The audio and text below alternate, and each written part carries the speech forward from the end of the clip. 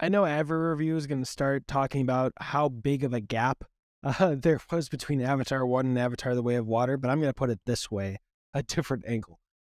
It was so long, I have an 11-year-old child who didn't exist ever in any way, shape, or form when I saw Avatar 1. Also, I want to start this by saying I don't think Avatar The Way of Water is boring. I've seen so many article headlines like Avatar 2, Dead in the Water, Avatar 2 is boring. One was a BuzzFeed article, so I thought, probably clickbait, maybe. Um, the only reason I thought it might be clickbait is because I went to my preferred reviewer, who seems to see eye to eye on a lot in terms of movies and preferences in movies. And he didn't think it was boring at all, but I'll mention him a little later. What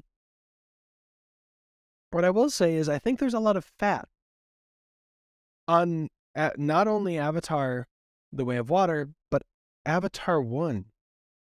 Like, much like Peter Jackson's King Kong. That's a movie where I think there's a lot of fat, as in stuff you could cut out, but if you did cut it out, I think it would genuinely lessen the experience of the movie. Those extra 30 minutes to an hour in King Kong, if you cut that out, you wouldn't feel for King Kong nearly as much. And I think that's true for Avatar 1. If you didn't have that fat, if you cut it all out, you wouldn't fall in love with Pandora and actually feel how wrong everything is that company was doing.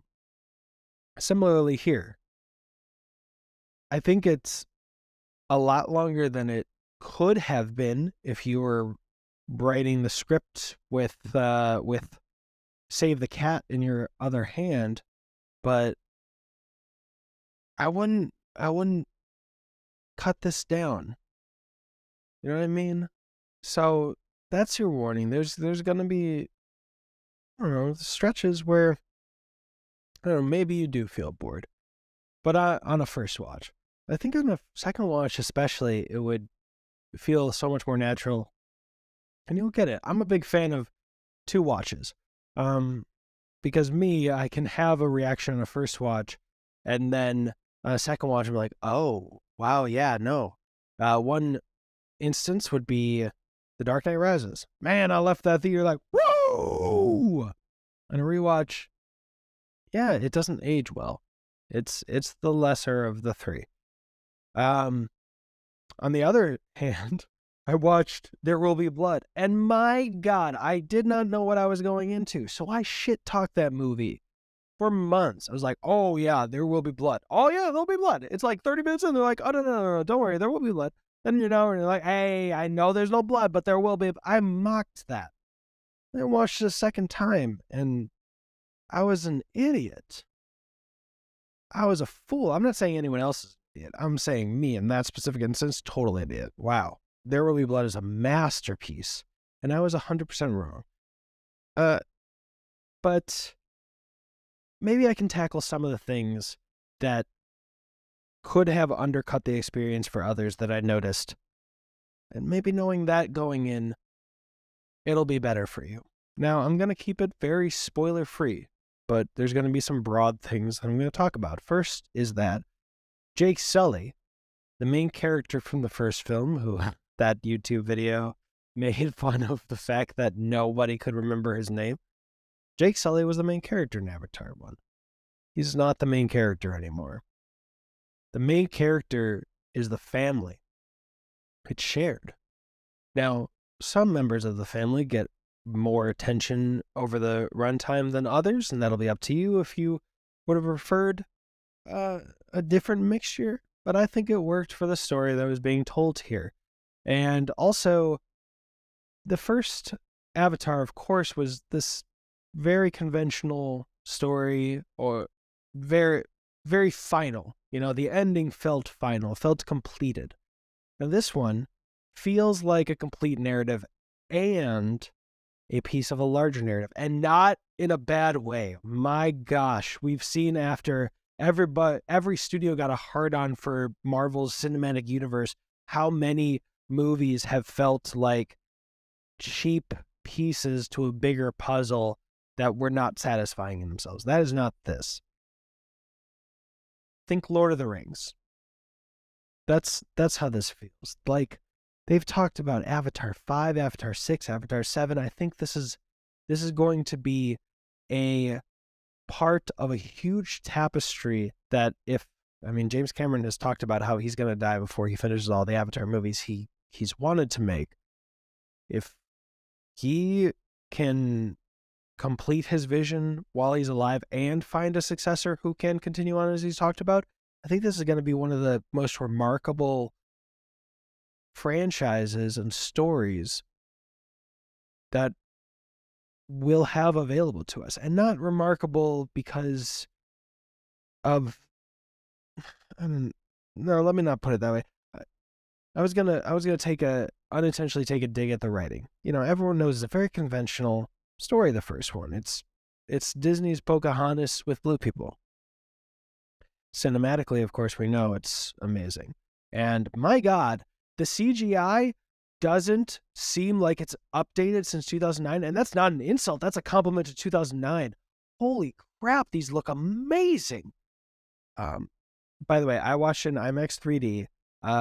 My favorite reviewer, Dan Merle, I'm about to get to him, said that he saw it in 48 frames a second, and sometimes instead of doing 48 frames a second, they would have 24 frames a second and double it up, and then it would feel jittery. I think that's what I felt with the first Hobbit movie. I didn't like it. But my theater, my AMC didn't tell me if it was in 48 frames a second, so I can't tell you if that's a good format to watch in, because I don't know if I experienced it. If I did, it's fine, because nothing bothered me, but I would hedge my bets and say I didn't.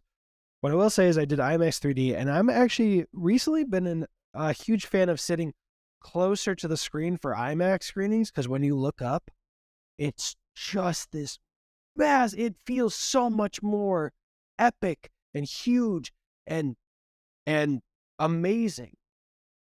But do not do that with 3D. Went to IMAX 3D, and the trailers tipped me and my daughter off. I'm very anal about visuals, and I can see shit that people don't, and I feel bad pointing it out to people sometimes. But even she noticed, like, the 3D at that angle, it would have looked horrible. So please, if a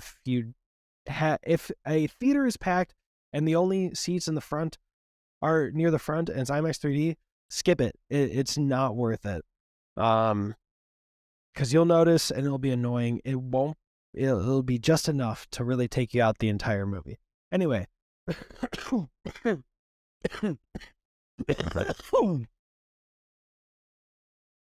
So Dan Merle's review, I recommend everyone check it out. I'm going to put a link down below. But the main thing that I disagree with is there's a human character, and they're in a loincloth the whole movie. Why? Because they grew up with the Na'vi. Now, rewatching Avatar 1 yesterday, I don't think everybody remembers how much full, plump ass and nipples and exposed breasts are in Avatar 1. Full, and not just male nipple, female nipple. Boom! Right on display. I think it just doesn't stand out to people. Like, they just might not notice it because they're blue. So he was like, get this guy some clothes. It must be chilly. I'm like, no, that's perfect. I would actually think it was ridiculous if he was dressed in human clothes when he knows two humans. Like, besides Jake, who's now human Na'vi, he only knows two humans, the scientist that stayed behind. He's going to be a Na'vi. It was great. I do have, like, one thing that I would change about the movie, but I'm not going to mention that here because I don't want to put that in your head before you see it. It's so small, it would improve it, but it's not going to destroy the experience by it not being there. So I recommend that you see Avatar: The Way of Water, and I recommend you see it in the format that will be most glorious. I've heard that all Dolby screenings are 48 frames a second, but don't quote me on that. Just check it out for yourself. What I will say is this movie is really depressing. Mainly because and especially watching Avatar 1 yesterday, is Avatar 1 is the most popular movie on the fucking planet. And its message is an indictment of corrupt power. And it doesn't feel like the world's gotten better since then. Maybe it's the Dark Knight thing. It's always darkest before the dawn, where all the warts and things that have always been there, we see them more now. But that movie and this movie are just huge. Like, the reason there is so much fat is to make us fall in love with this new world, so that when Home Tree in Avatar 1 is crushed, we cry, we're frustrated, we're angry. But here, when Bolsonaro burns down the Amazon forest, we're mostly like, man, dick move, man. You shouldn't be doing that. It doesn't hurt. And that's fucked up, because this is our Earth. So the rest of this is going to be mostly a soapbox and just me talking about frustrations that came to mind because of this movie, and what I think this movie is trying to say. You know, it wants you to not accept corrupt power, not accept the logic of invaders or selfish people and assholes. It wants you to question that, because it's literally what happens in these movies. These rich assholes who just want profit and to make money off someone else's home at any cost. It's disgusting. It's horrifying. And we know that watching it, but then it just doesn't feel like we bring it home. Like, it's textbook. In this movie and the last, they do things like call them savages, look down on them, and that's to dehumanize them so that they can rationalize their own atrocity. Because if they saw the Na'vi as people with brains and thoughts and feelings and emotions, they'd kill themselves before doing what they did. They could, and they wouldn't be able to stand how horrible they're treating them, how much how much destruction they're bringing to their own lives. And if you were wondering, slight spoiler, but it's for what's not going to be here. There's no unobtainium here in this movie. However, it made me think, like, yeah, of course, there's not just one thing. America, for instance, or just any big civilization or a world power, throughout history, what Christopher Columbus killed to get gold, people have killed to get oil. It's just tribalism and territorialism and abuse, instead of working together. Hell, in this movie, they confirm what's in the Wikipedia summary for the first movie, which is that Earth is dying. They killed the Earth. Oh, wait, Jake says that in the first movie. So they say it again. And their goal is to, I think, terraform Pandora. And if not terraform, take over. Did you need to do it with weapons and fire and destruction? Or, if humans came back and came with humility and said, we messed up, we will die if we don't find somewhere else to live. We want to be better, and we'd like to live here if you'll have us. Is that something that will be possible? If so, you are in charge. We will follow your lead. We will adapt to your ways. Would the Na'vi have turned them away? Maybe, based on the last movie, but maybe not. And if because of the last movie, then you fucked yourself. humans. It just reminded me of how sick I am of people politicizing humanity and morals. And no, I'm not saying like, oh, it's moral to be one political color and moral to be another. It's just, at the end of the day, some shit is just morals. I saw someone mock someone else who was just speaking facts on Twitter, saying, weird that you think everything and they said their political party is false. And I was just like, you can probably guess what side it was. But I'm an independent, and I would actually prefer if everyone was an independent so we could actually fucking get shit done. But my reaction to that, which I did not respond because losing battle, not going to change anything, was, really? Well, are your facts from politicians or are your facts from scientists? I think I can bet which one it was. And it just... everything. School shootings are politicized in the U.S. Like, really? We know why. We know why. Because if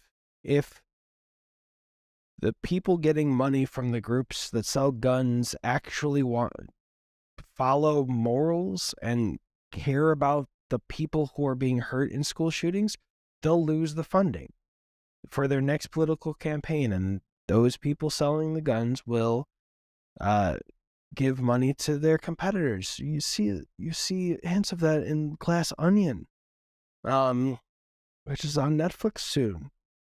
It's so, I mean, things from like The Dictator's Handbook. I read that and it opened my eyes to how evil genius some people are. Where previously I just thought, how the fuck did you get to that point? That makes no sense. Why would you say that? Why would that be your conclusion? And Dictator's Handbook showed me that. It made me remember like how frustrating it is that only the biggest pieces of shit become our billionaires who are in control of the most things. Even people who I thought had a moral compass, like Elon Musk with Tesla. And I liked my Tesla. I would like to get another Tesla, but now he's just going on Twitter and just doing anything to drum up hate. And by the way, I've heard so many people talk about free speech. He's standing up for free speech. Free speech, free speech, free speech, no suppression. Free speech is not being able to say fucking anything you want on any social platform at any time of the day without ever being punished for that. And punishment can be as little as having your tweet removed. And oh my God, they think that's suppression of free speech. Free speech is not getting arrested for saying that. There are some things in the United States you can be arrested for, like saying, I want to kill the president of the United States. And look up Whitest Kids You Know for a funny sketch about that, but it wasn't illegal for me to say that because it was an example. But like, we just found out Elon Musk, when he had to pay $5.7 billion, he sent it to his own charity. And Adam Burns, everything has already covered this with Bill Gates doing that, and Mark Zuckerberg. He's not donating 99% of his wealth to charity. He's donating 99% of his wealth to his charity. I don't know how we stop this. Like, I had someone ask me years ago, if I was president, what would I do? What would I change? One thing. And I said I'd eliminate corporate lobbying. No corporate lobbying. Can't do it. Nope. Done. Can't do it. No lobbying. You can't pay to influence politics. And we've seen that. We've seen how trickle-down economics don't work. We've seen how, it's baffling. We've seen how the minimum wage in the United States didn't match inflation. And my God, mention that in a millionaire, real estate Facebook group, you'll get 100 people saying people just need to stop being so lazy. They need to grind. They need to work. And it's like, no, minimum wage is literally there. Just literally. It's the fucking definition. The minimum you need to not starve and be homeless. And the fact that it hasn't matched inflation, the last time I looked, it was like an overwhelming majority of states had minimum wages lower than what the federal minimum wage would be if the federal minimum wage was attached to inflation. But of course, the people who have the money, the big corporations, they can help influence things so that it doesn't match inflation. But the people who actually need it, they don't have the money to do the lobbying for that. It's just,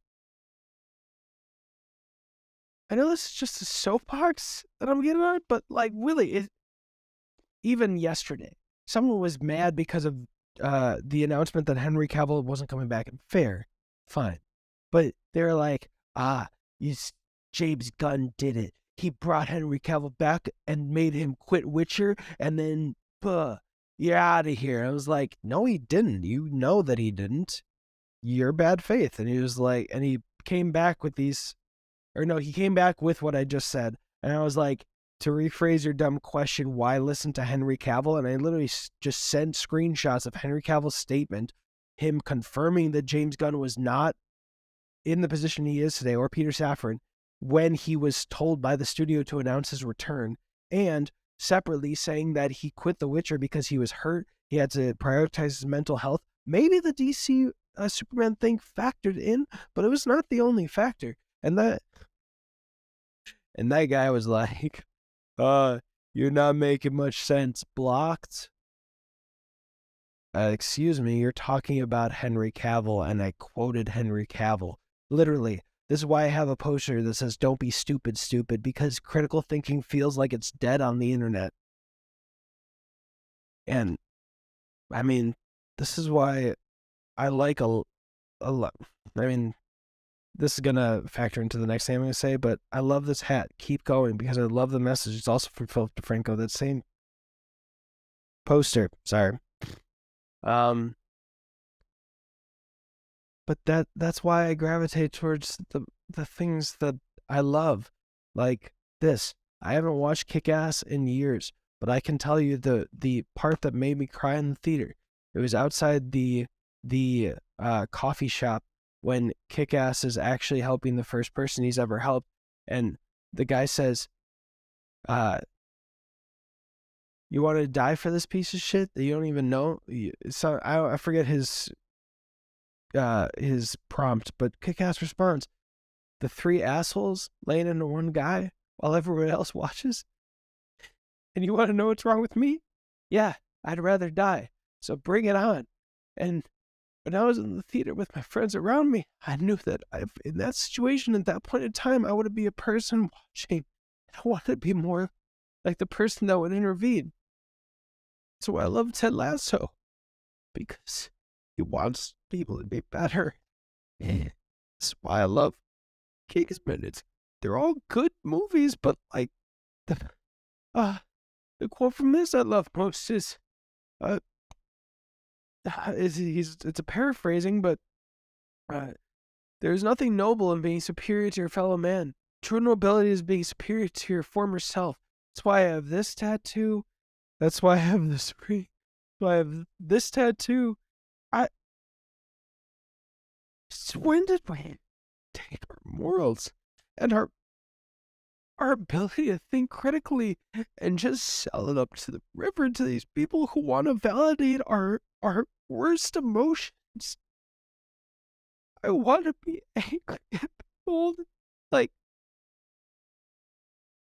and I saw this in a review about Glass Onion recently. It's great. I can't spoil it. All right, well, it's not necessarily a spoiler. It's just a hint at a factor of the ending. It won't tell you who kills, but they talked about how the real response to invaders, colonialism, things like that, things like the British who became Americans with the Native Americans, the just invasions like that. The way to get rid of invaders and make them stop is not by trying to find some peaceful route. It's by fighting back and pounding them into the dirt until they stop. That's why we had the Revolutionary War here. That's why we had the Civil War.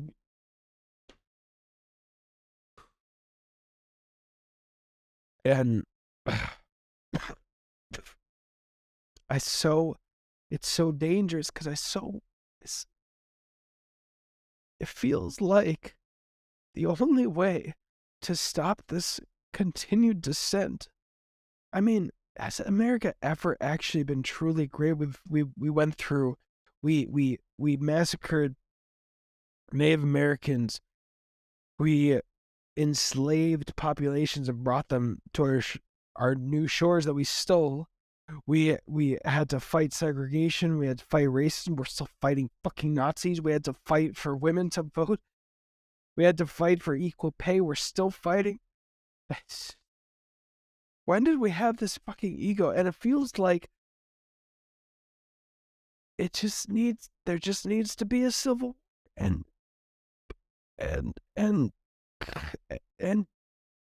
take those fucking billionaires who are hoarding all the wealth and letting people starve and just sucking the life out of every poor person they can to unseat them. But then that's what I meant by dangerous, because if I feel like I have the right to kill other people or think that it's morally right to kill other people, then who am I to say to think I'm a better person? Because that's what they think. It's the insurrection, when the whole government was tried to be overthrown, and the fact that the motherfuckers who started it, who incited it, who truly incited it, are not in jail or negatively impacted. I don't give a shit what your political leaning is. I just want you to have a heart. It's so frustrating.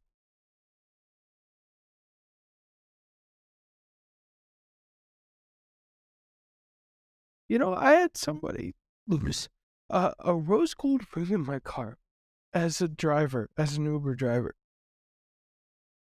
Or they thought they did. They didn't. It wasn't in my car. I looked. I don't care about a rose gold ring. And if I want to steal it and sell it, I wouldn't know how. But I told them I didn't have it. I didn't find it. It sounded from context clues like they were entrusted with someone's engagement ring. They fucked up by losing it. So that's a tough spot to be in. But instead of just being like, I don't know, trying to find it somewhere else, they called me relentlessly all times of the day and fucking night. Just to the point where I couldn't sleep. And at a certain point, I had a ride. I was avoiding their calls because they wouldn't stop harassing me. I begged Uber to do something.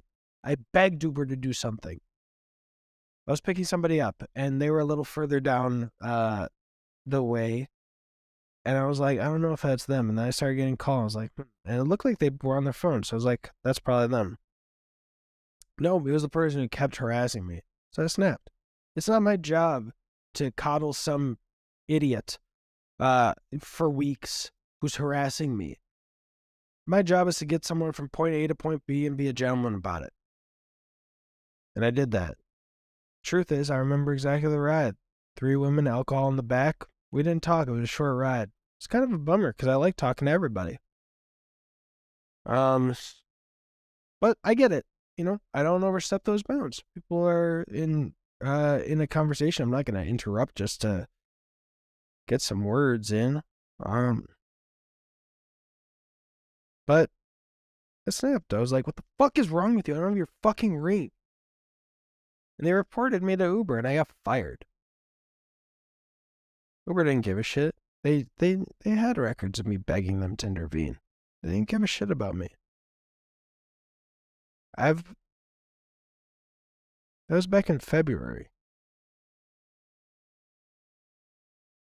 I don't care what people's political leanings are. Just could you live with yourself? Like that's why motherfuckers like that asshole with the 3 cuts in the first one calls them savages. In this movie, they say the Na'vi insurgents. Are you fucking kidding me? They're not insurgents. You're the only insurgents. I know that wasn't the review you might have expected when you started, but man, it's the most popular movie in history. And we haven't gotten the message. You know, I've heard James Cameron can be a dick, but like, the stories he's telling have a moral center to it that's worth listening to. And there's movies like my favorite movie, Blind Spotting, that's not going to be the most popular movie in the world. Partially because it's real. It's telling a real world story. It's fictionalized, but you see the people here. It's easy to get the message because they're blue. We don't have blue people. You can't politicize whether police or violence towards underserved communities and people of color is because of is the victim's fault. There's victim blaming in our world. There's victim blaming in this movie. I'm sure there's victim blaming in the first one. I watched it yesterday, but it's just exhausting. Hoping that shit'll get better.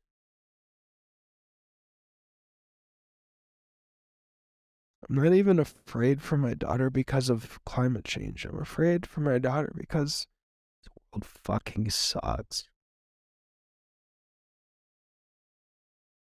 I'm gonna go spend time with her. See Avatar: The Shape of Water. And do something good for someone after. I mean, that's why I love Spirit. I've had the song. I keep having the song do a little better. Spirited on Apple TV Plus. Please watch it. Ted Lasso as well. But I have this stuck in my head because it's all we have to do is choose to be nice. Just a little bit nicer every day. And it can be exhausting when you're trying to do that to someone. I literally had someone screaming at me when I was trying to help them because they said their car was broke down.